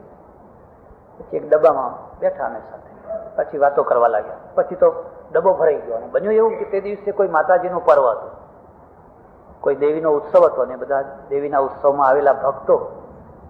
એટલો પછી ડબ્બો ચિક્કાર થયો ને એમાં ઘણાના મોઢામાંથી દારૂની વાત આવે. એટલે જગ્યા માટે કંઈક ઝઘડો થયો. પેલા દેવી ભક્તો જે પંજાબીઓ હતા એ આમના ઉપર તૂટી પડ્યા. આ 2 ભાઈઓ જે કાર્યકર્તાઓ એમના ઉપર તૂટી પડ્યા. અને મેં કહ્યું ભાઈ શાંતિ રાખો, શાંતિ રાખો, પણ કોણ સાંભળે? અને મેં જોયું જો હું વધારે શાંતિની વાત કરીશ તો એના ભેગો મને લેવાનો છે, અહીંયા મારી નાખશે. એટલું ઉગ્ર વાતાવરણ. મને નક્કી થયું કે આ 2 માંથી એકની હત્યા થઈ જશે. થાય શું? 15-20 માણસો એના ઉપર તૂટી પડે. બરાબર એ જ ટાઈમે દૂર પેલું ડબ્બાનું બારણું, અને બારણા ઉપર એક શીખ ચડ્યો, કદાવર શરીર, મોટી દાઢી, પાઘડી બાંધેલી, અને કદાવરને એણે જોયું અને એણે ત્યાં ઉભા લલકાર કરી, ખબરદાર કિસીને અગર હાથ લગાયા તો. આ 15 ચૂપ થઈ ગયા. ઓહો, મેં કહ્યું અત્યાર સુધી હું શાંતિ કહેતો હતો અને આ કોઈ ગાંઠતા નતા, અને આ એક પેલો ઉભો છે અને ત્યાં ઉભો ખબરદાર કિસીને હાથ લગાયા તો. બધા કેમ ચૂપ થઈ ગયા? યા દેવી સર્વભૂતેષુ શક્તિ રૂપેણ સંસ્થિતા નમસ્તસ્યૈ નમો નમઃ. એને કઈ કૃપાણ ના કાઢવું પડ્યું, એને કઈ માર ના મારવો પડ્યો. બસ એનો એક લલકાર ઘણો થઈ ગયો, કારણ કે એની પાસે મણ શૌર્ય હતું અને લોકોને દેખાતું હતું કે એની પાસે મણ શૌર્ય છે, એટલે એની વાણીની અસર. એટલે મારી તમને ખાસ ભલામણ છે, તમારી પાસે એક મણ શૌર્ય હોય તો તમે શેર અહિંસાની વાત કરશો. અને શૌર્યનો છાંટો ના હોય અને અહિંસાના ઢગલા વાતો કરશો ને તો એ વ્યવહારિક નહીં થાય, પ્રભાવશાળી નહીં થાય, એની અસર નહીં થાય. એ વિચારે ફેંકાઈ જશે ને તમે ફેંકી જશો. એટલે ભગવદ્ ગીતા આ સંદર્ભમાં તમે જોશો તેની ઉત્થાનિકા, એની પ્રાથમિકતા એક રાષ્ટ્રીય પ્રશ્ન લઈને ઉભી થઈ છે. મારા દેશ ઉપર કોઈ આક્રમણ કરે તો મારે શું કરવું? પાકિસ્તાન કરે તો શું કરવું? ચાઇના કરે તો શું કરવું? ત્યારે જવાબ આપો, અને ભરપૂર જવાબ આપો. એટલે ત્યાં લખ્યું છે સુખિનઃ ક્ષત્રિયા પાર્થ લભંતે યુદ્ધ મિદ્રિશમ. અર્જુન, ક્ષત્રિયોએ કેટલા પુણ્ય કર્યા હોય ત્યારે એને આવું યુદ્ધ પ્રાપ્ત થાય. આ કોઈ દુર્ભાગ્યની કડીઓ નથી, આ તો સદભાગ્યની કડીઓ છે. કુતસ્ત્વા કશ્મલમિદમ વિષમે સમુપસ્થિતમ અનાર્ય મજુષ્ટમ સ્વર્ગ્ય મકીર્તિ કર્મ. અર્જુન, આ તો અનાર્ય વૃત્તિ છે. તું ભાગવા માંગે છે? હતો વા પ્રાપ્સ્યસી સ્વર્ગમ જીત્વા વા ભોક્ષ્યસે મહિમ તસ્માદ ઉત્તિષ્ઠ કૌંતેય યુદ્ધાય કૃતનિશ્ચય. વધારે ચર્ચા નહીં કરું, પણ ભગવદ્ ગીતા માત્ર યુદ્ધની વાતો કરીને અટકી નથી જતી. ભગવદ્ ગીતા જીવનના એક બીજા બહુ જ મહત્વના અને બહુ સેન્સિટિવ પ્રશ્નને સ્પર્શે છે. અને સેન્સિટિવ પ્રશ્ન શું છે? ખાસ કરીને શ્રમણ સંસ્કૃતિમાંથી આ પ્રશ્ન ઉદ્ભવ્યો, વૈદિક સંસ્કૃતિમાંથી નહીં. વૈદિક સંસ્કૃતિ અને શ્રમણ સંસ્કૃતિમાં બહુ મોટો ડિફરન્સ છે. અને આપણા ઉપર બંનેનો પ્રભાવ છે, મારા ઉપર, તમારા ઉપર, સૌના ઉપર. આપણે એને જાણીએ કે ના જાણીએ. અને એ શું છે? તમારા અંદર જે કામ વાસના છે, એ કામ વાસના ના વિષયમાં તમે શું માનો છો? તમારો શું અભિગમ છે? વૈદિક સંસ્કૃતિ તમે જોજો, પેલો ગુરુ છે ને, ઋષિકુળનો ગુરુ, એના વિદ્યાર્થીને કહે છે, ઘેર જા, પ્રજાતંતુમાં વ્યવચ્છેદસી, પ્રજાના તાંતણાને તોડીશ નહીં. આપણા ત્યાં સંન્યાસ પદ્ધતિ હતી, પણ 75 વર્ષ પછી, અને વ્યવહારિક નથી. વ્યવહારની વર્ણ અને આશ્રમ બંને વ્યવહારિક નથી. મારું પુસ્તક છે વર્ણ વ્યવસ્થા, એનામાં મેં લખેલું છે. એક જ દાખલો હું તમને આપું. એ માનો કે કોઈ માણસની ઉંમર 75 વર્ષની થઈ છે. હવે 75 વર્ષની ઉંમરે તમે એને સંન્યાસ આપો, અને વૈદિક સંન્યાસ, ઝાડ નીચે રહેવાનું, 5 ઘરની ભિક્ષા લાવવાની, પાણીમાં પલાળીને એનો રસ કાઢી નાખવાનો, પછી એના ગોળા કરીને ખાઈ જવાનું, 3 દિવસથી વધારે રહેવાનું નહીં, 5 કપડાથી વધારે કપડા રાખવાના નહીં, પૈસો પાસે રાખવાનો નહીં. આ સંન્યાસ છે. તમારામાં જે 75 વર્ષના થયા હોય, એમની ઈચ્છા હોય તો આપણે શરૂઆત કરીએ. એ અવ્યાવહારિક છે, વ્યવહારિક નથી, પણ અવ્યાવહારિક છે. 75 વર્ષની ઉંમરે જયારે દાંત પડી ગયા હોય, સંભળાતું ના હોય, દેખાતું ના હોય, લીવર બગડ્યું હોય, વાં આવ્યો હોય, આખું શરીર રોગિષ્ટ થઈ ગયું હોય, હવે એને ઝાડ નીચે મોકલો જ બિચારા. હવે અત્યારે એને જરૂર છે, એના દીકરાની વહુઓ સવારે પોચો શીરો કરીને ખવડાવે, કોઈ પંખો નાખે, બાપા બાપા બાપા કરતા હોય, મચ્છરદાની લગાવી આપે, મચ્છર ના કઈડે, કંઈક થયું હોય તો એ માથું દબાવી આપે, પગ દબાવી આપે. મારે ત્યાં એક ડોશી આવે છે, તે બહુ ફરિયાદો કરે, ઘરની ફરિયાદો, બહુ ફરિયાદો કરે. એક દિવસ મેં પૂછ્યું કે તમારી નવી વહુ આવે છે, એ તમારા પગ દબાવે છે કે નહીં? મને કે ના, પગ તો નથી દબાવતી, પણ ગળું ના દબાવે તો સારું. ગળું ના દબાવે તો તમે વિચાર કરો, 75 વર્ષે તો એને જતનથી રાખવાના. એના 2-5 વર્ષ જે જીવે એને એના પથ્ય પ્રમાણે, તથ્ય પ્રમાણે, વૈદ્યોએ કહ્યું હોય આ નહીં ખાવાનું, આ નહીં ખાવાનું, એ પ્રમાણે એને ખવડાવવાનું હોય, એ બરાબર. એની જગ્યાએ તમે એને જંગલમાં મોકલો છો, ઝાડ નીચે રહેવા મોકલો છો. હા, તો એના ઉપર ક્રૂરતા છે, એને કદી વ્યવહારિક નથી રહેતું. ત્યારે હવે કોને સંન્યાસ આપશો?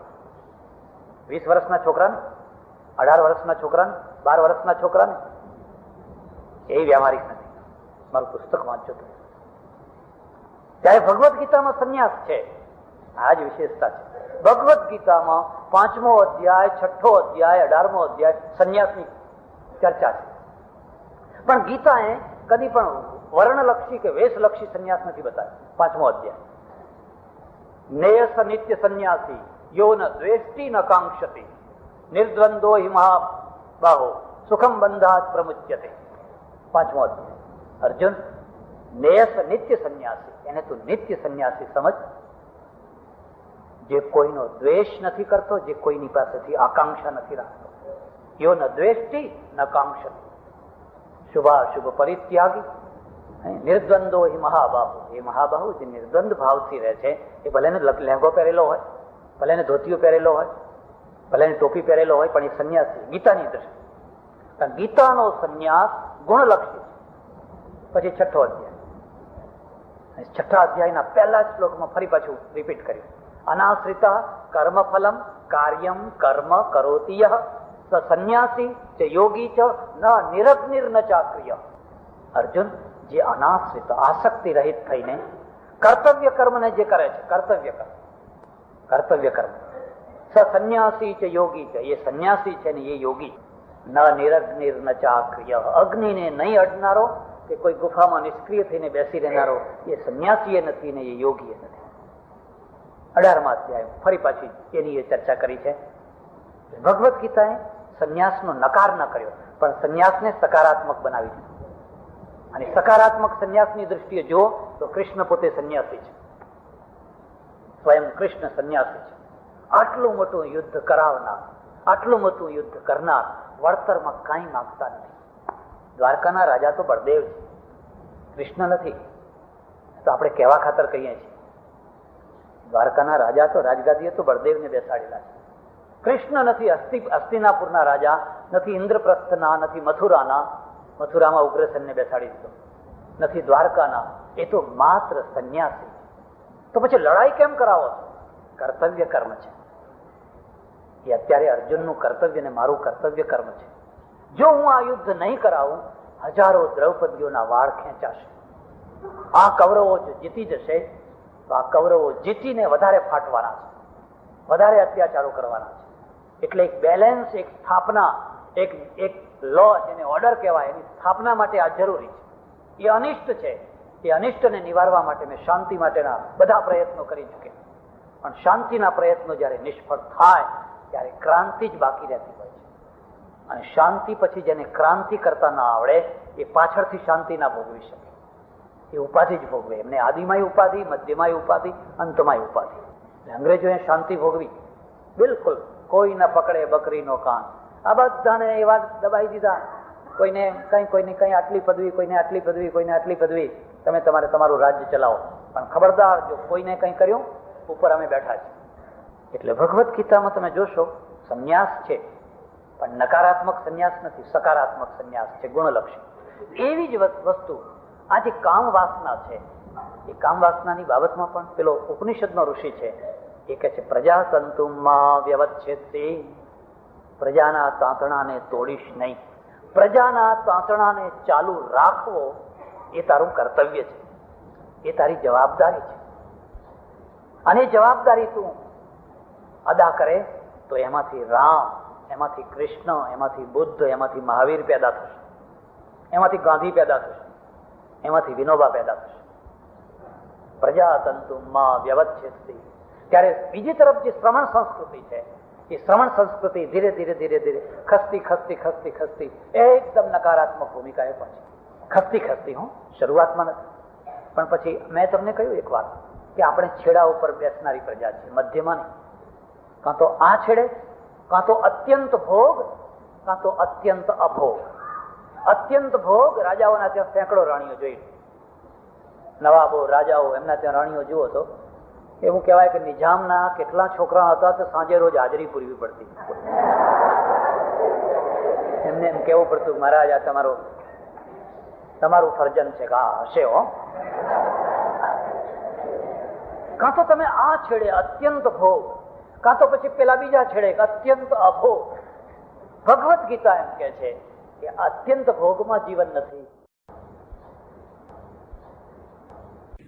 શું જીવન પૂર્વ નિર્ધારિત છે? કોઈએ નક્કી કરી રાખેલું છે? કોઈએ તમારી એક ક્ષણનો નકશો બનાવેલો છે અને નકશા પ્રમાણે તમે ચાલો છો? પછી એ ઈશ્વરની ઈચ્છા હોય, પૂર્વના કર્મ હોય, પ્રારબ્ધ હોય, કે એને જે નામ આપવું હોય આપો. પણ જો આવું કંઈક હોય તો આપણા માટે વિચાર કરવાની કોઈ તક રહેતી નથી. એક બીજી વાત, ત્યારે શું જીવન કોઈ પ્લાન છે, કોઈ આયોજન છે? તમારા આયોજનથી, તમારા પ્લાનથી જીવન ચાલે છે? તમે જોશો તો આમાં પણ બે ભેદ છે. પહેલો ભેદ એ છે કે કેટલીય બાબતમાં આપણે પરાધીન છીએ, આપણો પ્લાન કામ નથી આવતો. સુરેશ દલાલને આટલી ઊંચાઈ કદાચ પસંદ ન હોય અને એક વેંત વધારે ઊંચા થવાની ઈચ્છા થઈ હોય, પણ એમનો પ્લાન કામ ના કર્યો. કોઈને પાતળા થવું હોય, કોઈને જાડા થવું હોય, કોઈને તાનસેન જેવું ગળું જોઈતું હોય, કોઈને પૈસાનો ઢગલો કરે એટલી બુદ્ધિ જોઈતી હોય. આપણે વિચાર કરીએ, શું આપણને આપણી ઈચ્છા પ્રમાણે, આપણા પ્લાન પ્રમાણે બધું મળ્યું છે ખરું? શું આપણે આપણી બુદ્ધિમાં ફેરફાર કરી શકીએ છીએ ખરા? મારે તો આઈન્સ્ટાઈન થવું હોય, મારે ગાંધીજી થવું હોય, મારે રવિન્દ્ર થવું હોય. આ બધા થયા કેવી રીતે? એમના પોતાના પ્લાનથી થયા કે કોઈએ એમના માટે પ્લાન કરી રાખ્યો તો એટલે થયા? મીરાબાઈ પોતાના પુરુષાર્થથી મીરાબાઈ થઈ કે જન્મજાત એના મગજમાં કોઈએ મીરાબાઈ મૂકી દીધી હતી?